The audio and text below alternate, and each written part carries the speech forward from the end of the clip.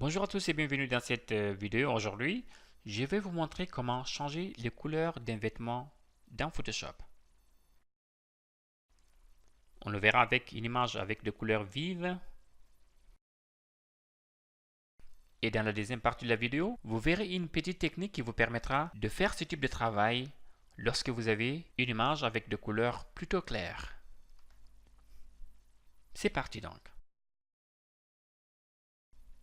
Si c'est la première fois que vous visitez cette chaîne, ou si vous venez souvent mais seulement que vous n'êtes pas encore abonné, abonnez-vous maintenant en cliquant une seule fois sur le bouton s'abonner juste en bas de cette vidéo. Et n'oubliez pas d'appuyer la clochette pour activer les notifications et être alerté à chaque fois que je mettrai en ligne une nouvelle vidéo. Pour modifier ou pour changer les couleurs d'une image dans Photoshop, vous pouvez utiliser un réglage teinte et saturation que vous pouvez activer à partir du panneau réglage. Clique une fois sur l'onglet réglage ici. Donc l'icône, la première icône de la deuxième rangée, cliquez une seule fois, ce qui va non seulement créer un réglage ici sur le panneau de calque et en même temps ouvrir le panneau propriété. Donc c'est à partir de ces panneaux qu'on va faire les modifications sur les couleurs. Donc pour notre objectif ici, il s'agit tout simplement de changer la couleur de la robe sans toucher aux autres couleurs. Donc là je vais maintenant vous montrer comment fonctionne le réglage teinte et saturation. Là vous pouvez cliquer sur la tirette et tirer vers la droite, d'accord, ou vers la gauche pour changer la teinte, d'accord, de l'image. Mais là, comme vous le voyez, non seulement la robe a été changée, mais les autres parties de l'image ont également été modifiées. Donc là, notre objectif, c'est d'avoir tout simplement la robe changée et pas le reste. Donc là, ce qu'on va faire, c'est peut-être de revenir en arrière avec CTRL-Z. Avant de modifier la teinte, on va d'abord faire une sélection. D'accord, ce qui nous permettra de concentrer nos efforts sur la robe. D'accord, ce que je vais faire, donc, c'est d'utiliser un outil de sélection. L'outil sélection rapide. Et là, je vais peut-être augmenter le rayon, aussi, l'épaisseur. Je peux maintenant cliquer à l'intérieur de l'image et faire une sélection. D'accord? Donc là, je clique une fois et je passe sur l'autre partie et je clique une deuxième fois. Et là, je vais continuer par là. D'accord? Et comme ça, j'ai une sélection de la robe uniquement. Voyons maintenant ce qu'on va faire. On va d'abord supprimer le calque des réglages qu'on avait créé il y a un instant. Et je vais créer un autre avec la sélection toujours active, s'il vous plaît. Hein. Allez, je clique ici une fois. D'accord. Très bien, là vous voyez que le calque a effectivement été créé. Mais cette fois-ci, il y a un masque de fusion qui a été ajouté à notre calque réglage qui va nous permettre de protéger tout ce qui est hors de la sélection qu'on avait. Donc tout ce qui n'est pas la robe va être protégé et ne va pas être affecté par les changements. D'accord? Donc on revient ici sur le panneau propriété.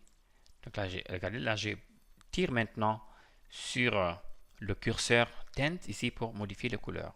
D'accord? Donc là je peux changer et choisir n'importe quelle couleur. Donc là vous voyez qu'avec cette image qu'on a au début, on n'a pas de problème à changer les couleurs parce que tout simplement les couleurs étaient déjà vives, étaient présentes. Et donc là on peut les modifier facilement. Le deuxième curseur de ces panneaux, c'est pour la saturation. Donc là, ça vous permet de contrôler, d'accord, l'intensité de votre couleur sur l'image. D'accord? Regardez ici, vers la droite, des couleurs intenses. Et là, on revient vers la gauche pour aller jusqu'au niveau des gris ou supprimer totalement les couleurs sur cette partie. D'accord? Donc là, je reviens ici. Et voilà, je continue à tirer ici pour choisir une couleur. Donc là, vous voyez que ce n'est pas du tout compliqué pour faire ces modifications. D'accord? Voyons maintenant un autre exemple avec une image avec des couleurs moins intenses. D'accord? Vous voyez des couleurs très très claires ici. Donc on va essayer de changer ces couleurs avec la même technique que celle utilisée lors de l'exercice précédent avec les couleurs vives et on verra ce que ça va donner comme résultat. D'accord? Donc on y va, on va faire une sélection aussi avec l'outil de sélection rapide. Souvenez-vous que c'est mieux de faire la sélection et ensuite de créer le calque des réglages teinte et saturation. Allez, on y va ici. Là, vous pouvez, regarder ici, je fais CTRL-D pour désélectionner. Vous pouvez cliquer et maintenir la souris sur l'image et glisser et faire une sélection sur plusieurs parties de l'image. D'accord? Et là, il y a des débordements qu'on va gérer en zoomant sur l'image pour voir plus de détails. D'accord? Donc là, il y a des choses qui n'ont pas été prises. Je clique ici pour les ajouter, mais attention, là aussi, je prends trop. Je vais peut-être réduire cette fois-ci l'épaisseur du curseur. Allez, je clique ici, je fais Alt-cliquant, d'accord? Vous pouvez soit faire Alt-clic ou alors cliquer sur soustraire la sélection. Là, vous cliquez ici, plus besoin de faire Alt-clic. Donc là, vous pouvez tout simplement passer par là, par exemple, ici, faire Alt, clic, voilà, clique maintenant sans le Alt, bien sûr.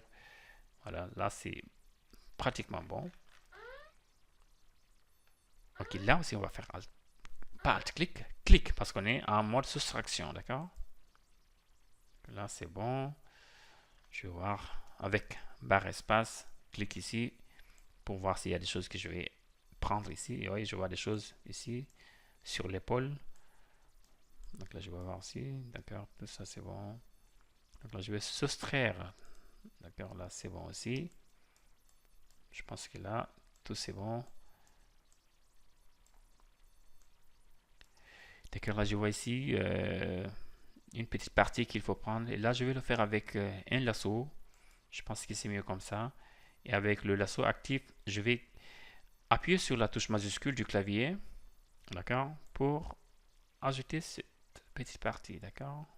Pas trop, c'est pas beaucoup, mais avec un changement de couleur, c'est assez visible. Donc, je vais éviter cela dès à présent, d'accord. Très bien. C'est très bien, c'est parfait, c'est parfait, c'est parfait. Qu'est-ce qu'on a ici? C'est pas grave, je vais pas. De toutes les façons, comme j'aurai un masque de fusion, si je pense que c'est nécessaire de modifier, je pourrais le faire avec ce masque de fusion, d'accord?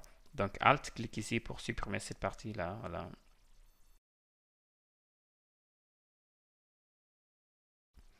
Je vais maintenant passer au panneau Réglages pour créer le calque teinte et saturation. Il y a aussi une autre façon de créer ce calque teinte et saturation. Vous pouvez cliquer sur l'icône en noir et blanc ici. Et là, vous avez plusieurs options parmi lesquelles on a teinte et saturation. Donc là, je viens sur teinte et saturation, je clique une fois, ce qui va créer un calque des réglages teinte et saturation avec là aussi un masque de fusion pour la protection des parties qui ne sont pas concernées par le changement des couleurs, d'accord? Donc là, je peux visualiser ce masque uniquement. Regardez ici, Alt-clic sur le masque me permet de voir le masque que j'ai créé il y a un instant, d'accord? Donc on a ce masque. Je peux le parfaire ici, si cela est nécessaire, d'accord? Donc pour les masques de fusion, c'est très facile. Vous avez deux couleurs, le noir et le blanc. Donc tout ce qui est blanc est visible et tout ce qui est noir est masqué. Donc sur notre robe ici, si je clique sur le calque ici pour revenir ici, vous avez tout ce qui est donc blanc, tout ce qui est la robe sera affecté par les modifications et tout ce qui est noir est protégé. Donc là, je reviens ici, Alt-clic. Donc je vais prendre l'outil pinceau et voilà, je vais modifier, d'accord, je vais supprimer, je vais peindre ici, je vais changer déjà le pinceau, le type de pinceau, pour avoir un pinceau un peu plus grand, peut-être, oui. Voilà, encore une fois. Et surtout avec une épaisseur, une dureté à 100%, d'accord? Et voilà, je vais maintenant, attention, j'ai cliqué avec d'accord, la couleur blanche, CTRL Z pour annuler, et j'ai fait basculer la couleur pour avoir la couleur noire au premier plan. Donc là, je viens ici, je clique et j'ai peint pour supprimer cette sélection-là, ce filet qui est là. Donc je vais carrément le supprimer.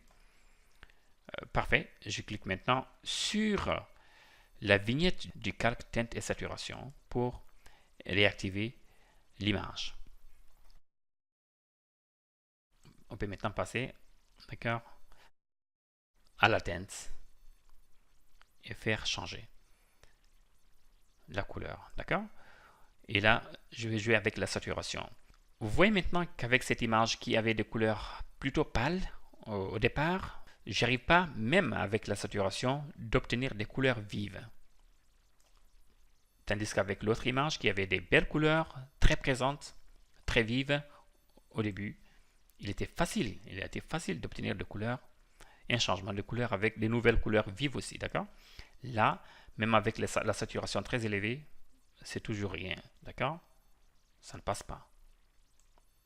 Donc là, je vais vous montrer une technique. Ce qu'on va faire, c'est de créer une couche, d'accord? Une couche que je vais mettre, une couche de couleur que je vais mettre entre l'image originale, le calque de l'image originale et le calque des réglages teinte et saturation.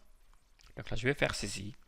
Allez, CTRL-clic sur le masque pour récupérer la sélection. Vous voyez ici, j'annule, CTRL-D pour annuler, pour désélectionner. Là, vous venez tout simplement ici sur le masque, CTRL-clic, on charge la sélection. D'accord? On charge la sélection sur ce masque. Maintenant, je passe par là. Je vais créer un calque des remplissages cette fois-ci en couleur unie. Donc là, je vais mettre ici une couleur grise. D'accord? Je vais mettre une couleur grise ici, 50% gris. Regardez ici. 50% de gris. D'accord? Ou 40%. Ou 40%. D'accord? Je mets là. Je vais mettre cette couleur maintenant entre le calque de l'image et le réglage teinte et saturation. D'accord? Et ce calque, je vais changer son mode de diffusion. D'accord? À partir de là, pour les modes de diffusion, vous voyez ici, je vais passer par là.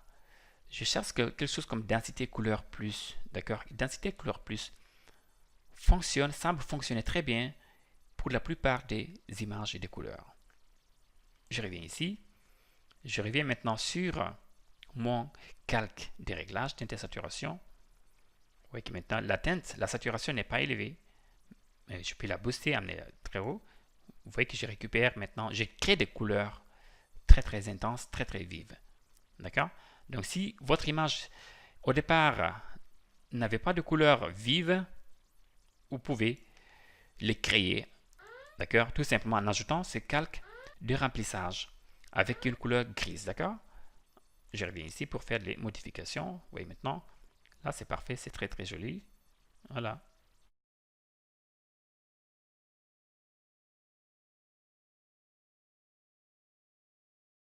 Super. Voilà, je vais maintenant enregistrer ce travail avec CTRL S. Là, je mets ici. Donc, je vais enregistrer d'abord au format PSD, le format de travail de Photoshop. Je vais créer maintenant une image au format JPEG avec ces modifications, d'accord? Fichier, exportation, exporter pour le web. Et ensuite, je vais réduire cette image. Je peux la mettre par exemple à 2000. Hein. D'accord? Pourquoi pas? Et voilà. On y va. Enregistrer. Là, je vais couleur pâle. Oui, couleur pâle. Changer par exemple. Voilà. Changer.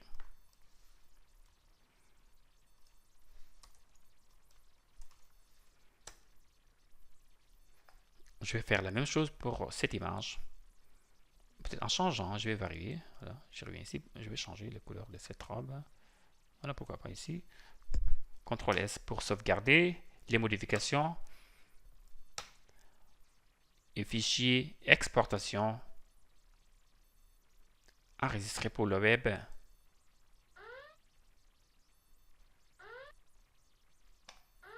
Là aussi, je vais réduire mon image. La mettre à 2000 pixels par exemple. Voilà.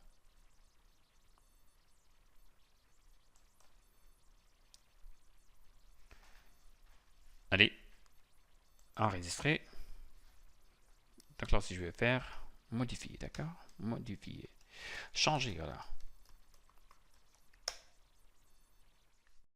Dans cette vidéo, vous avez vu une technique parmi les nombreuses techniques qui existent pour changer les couleurs d'un vêtement dans Photoshop.